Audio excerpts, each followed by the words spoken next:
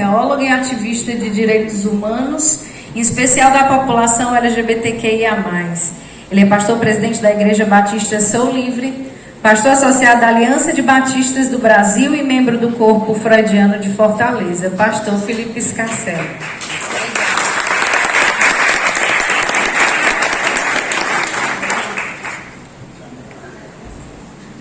Tem coisa mais interreligiosa do que um pastor pregar com a Bíblia em cima do atabaque? Prometo que serei breve. Antes eu quero agradecer a honra de, diante de tantos homens e mulheres de Deus, padres, babalorixás, pastores, tantos representantes de tantas religiões diferentes, eu poder dar a saudação com a palavra, poder ter esse momento, para mim é motivo de honra, e eu agradeço a todos os demais que poderiam estar aqui no meu lugar. Eu queria conversar de forma muito breve, e eu vou deixar o celular aqui, para que eu olhe o tempo, senão, eu corro o risco de deixar vocês por aqui e fazer uma vigília. Então, para que isso não aconteça, eu vou deixar o celular aqui na minha frente. Se tem uma coisa que a gente precisa pensar nesses tempos que a gente tem vivido, é qual é o papel da religião na nossa sociedade, na vida das pessoas. Porque muita gente tem confundido o papel da religião. Tem gente, nesse momento, orando para que Deus intervenha em uma eleição legítima, derrubando um presidente legitimamente eleito e colocando um sistema ditatorial no lugar disso tudo. Tem gente orando. Também acho, provavelmente algum problema de cabeça, mas enfim, eu não sou médico, não sou psiquiatra, tem gente que é especialista, pronto, a especialista sabe disso. Mas enfim, tem gente se utilizando da fé, da religião, de uma ideia de Deus para tentar manipular um sistema democrático. Tem gente que acredita que Deus elege candidato. E eu quero reafirmar que Deus não tem candidato. Seja o que a gente votou, ou seja outro, Deus não tem candidato. Deus não tem título de eleitor. Deus não tem cidadania. Deus não tem partido político preferido. Deus gosta de gente, e gente de todo tipo de gente.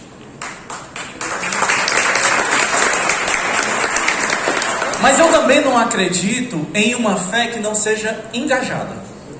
Uma fé que não seja capaz de mudar as coisas agora. Eu não acredito nessa fé que aponta para quando depois que a gente morrer, Deus fazer alguma coisa e a gente viver uma vida melhor. Essa fé não me interessa. Talvez interesse a alguém, a mim não interessa. Essa fé que só aponta para aquilo que eu não consigo nem medir, que ninguém... Eu ia falar uma coisa, mas eu sei que eu estou num momento interreligioso, que a minha confissão de fé não acredita que alguém pode contar como é que está lá. Essa fé que aponta para algo imaterial não me interessa. Eu acredito que a fé em Jesus, ela muda as coisas agora. Ela muda a vida da gente agora. E ela muda a vida de outras pessoas agora também. Os discípulos, eles geralmente confundiam aquilo que Jesus estava querendo fazer.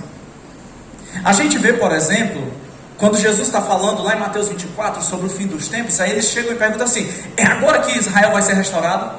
É agora que a gente vai restaurar o reino de Israel? O que eles estavam pensando? É agora que a gente vai derrubar César e a gente vai ter direito a ter um rei novamente? E Jesus diz: vocês não estão entendendo nada. Eu não vejo em nenhum momento Jesus dizendo assim: vamos derrubar César e substituir por Pedro. Vamos fazer o seguinte, vamos derrubar César e somos nós que vamos assumir esse reinado. Não, porque a igreja de Jesus só foi chamada para governar uma cidade, a Jerusalém que desce do céu. Todas as outras aqui na terra, a igreja não foi chamada para governar. Atos, no capítulo 1, começa com Jesus falando: olha, agora o Espírito Santo já desceu. Vocês vão ser as minhas testemunhas.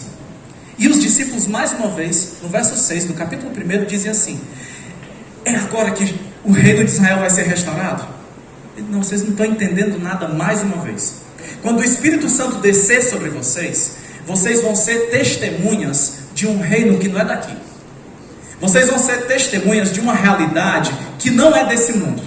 Não, eu não vou restaurar o reino de Israel. Eu não vou intervir politicamente na Palestina. Eu não vou intervir politicamente no sistema de governo de Israel. Mas vocês vão ser minhas testemunhas. E aí, eu quero ler com vocês, e vai ser muito breve, eu vou ler 4 versículos. Atos capítulo 3, verso 1 em diante. Porque Pedro e João entenderam o que significava ser testemunha de Jesus. Eles entenderam que ser testemunha de Jesus não era interferir usando a massa religiosa ou a massa dos convertidos, porque a gente vê aqui os relatos. Primeira pregação de Pedro, 3 mil pessoas se convertem, depois 5 mil. 8 mil pessoas na Palestina de 2.000 anos atrás era um poder político considerável. Mas Pedro e João entenderam que essas pessoas não eram a sua massa de manobra para ascender no poder local. Eles entenderam que o projeto era outra coisa. E aí Atos começa, no capítulo 3 diz assim: Pedro e João subiam juntos ao templo à hora 9, para oração. E estava sendo carregado um homem coxo desde o ventre da sua mãe, o qual diariamente punham à porta do templo chamada Formosa para pedir esmola. O qual, vendo Pedro e João entrando no templo, pediu-lhe esmola. E Pedro, fixando os olhos nele com João, disse: olha para nós. E ele estava atento, esperando receber deles alguma coisa. A resposta de Pedro: não tenho ouro nem prata, mas o que eu tenho te dou. Em nome de Jesus o Cristo, levanta e anda. E tomando pela mão direita o levantou. Imediatamente os seus pés e ossos dos tornozelos receberam força. Algumas coisas me chamam a atenção, e é importante que a gente tenha aqui 2 pessoas que foram eleitas para a Câmara, para a Assembleia Legislativa Estadual. Porque são 2 pessoas que eu sei que creem em Jesus, que têm fé em Jesus e que atuam politicamente. Pedro e João estão subindo para a oração. Mas a Bíblia diz que quando ele está chegando lá na oração, na Porta Formosa, o que chama a atenção de Pedro e João é uma pessoa coxa sendo colocada à porta do templo para pedir esmola. Sabe o que eu aprendo com isso? É que a nossa liturgia de fé não pode arrancar de nós o olhar para aquilo que importa. E aquilo que importa não é a liturgia, é o coxo do lado de fora pedindo esmola da nossa igreja. É a pessoa que o Padre Lino, Lino mesmo. Padre Lino falou na porta da Igreja da Paz, que disse: eu vou votar no Lula. Não, você não vai, você vai votar no Bolsonaro. Não, eu vou votar no Lula. Pois o padre não vai mais lhe ajudar. Talvez ela esteja votando no Lula exatamente para não precisar que o padre ajude depois.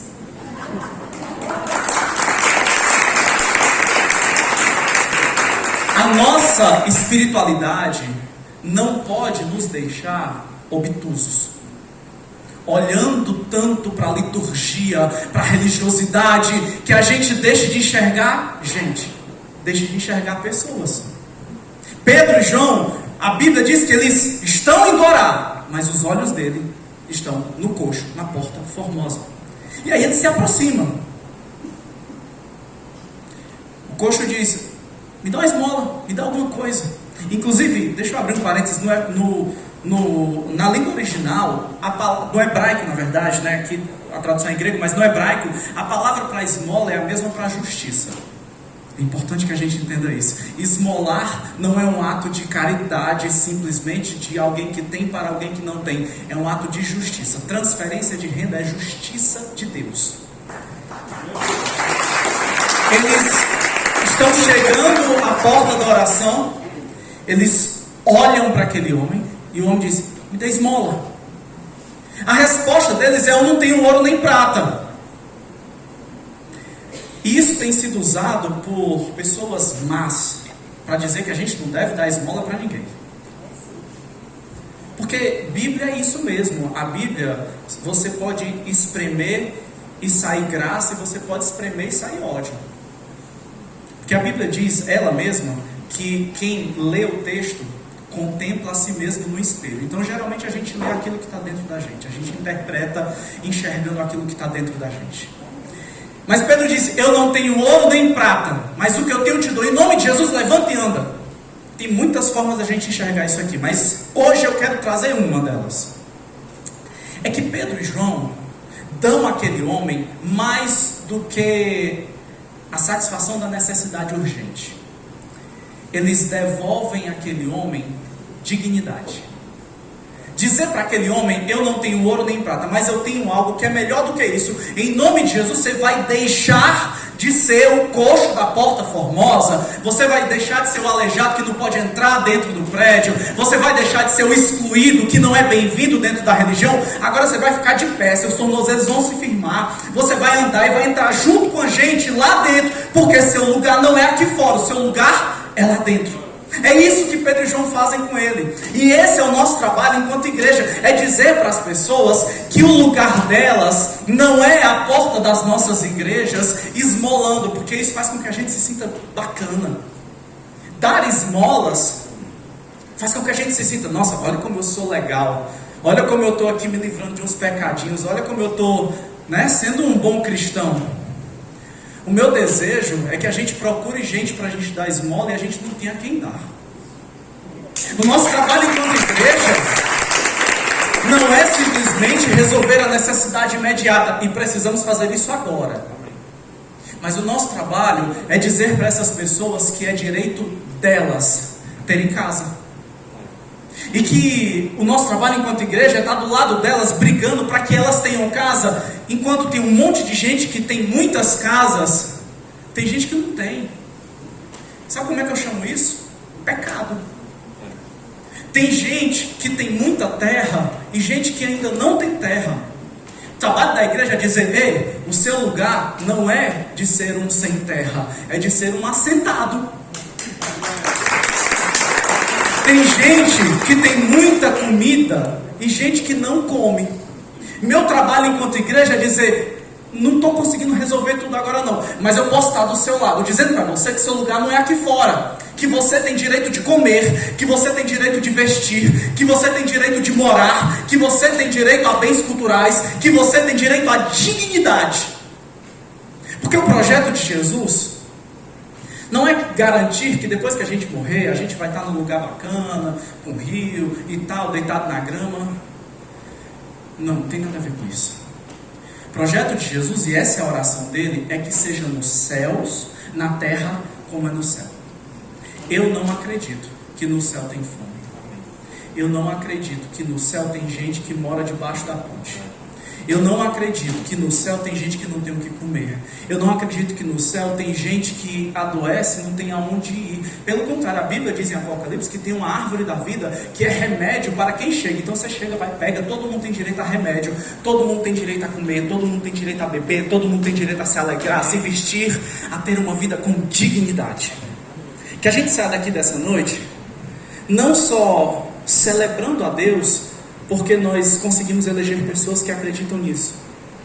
Que acreditam que assim como Deus tem lado, e Deus tem lado, viu gente? O lado de Deus é sempre o lado do pobre, do oprimido, do que sofre. Deus tem lado. Então a gente elegeu gente que acredita que tem que estar do mesmo lado de Deus. É o lado do pobre, o lado do que sofre, o lado do oprimido. A gente sabe disso. Mas a gente não pode sair daqui só achando que o trabalho está feito.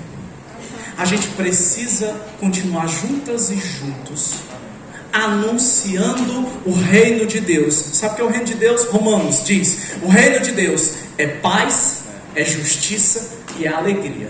Enquanto não tivermos um país em que todos, todas e todos tenham paz, justiça e alegria, ainda tem reino de Deus para ser anunciado, reino de Deus para ser plantado. Que Deus nos abençoe.